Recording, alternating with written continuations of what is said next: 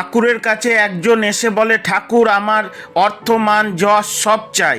ঠাকুর বলে, পাগল, এগুলো চাস না, আমার সব চাই, আমার সব লাগবে। বারবার ঠাকুর না বলার পরও লোকটি বলে আমার সব লাগবে। তখন ঠাকুর বলে, ঠিক আছে। অনেক টাকা সঞ্চয় হলো, তার যশ হলো, মান হলো, বহু বছর কেটে গেল, 30, 40, 50 বছর কেটে গেল। অর্থমান যশ দেখতে দেখতে ঠাকুর ভুলে গেল। ঠাকুর আর মাথায় নাই তার। হঠাৎ একদিন তার স্ত্রী মারা গেল, সন্তান হারা হলো, তার ব্যবসা ধূলিসাৎ হয়ে গেল, সে পথের ভিখারি হয়ে গেল মুহূর্তকালে। এই অর্থমান যশ তাকে বাঁচাতে পারল না। একটা ভেঙে পড়া মানুষ, ভগ্ন চেহারা, সে আবার ঠাকুর বাড়িতে আসলো।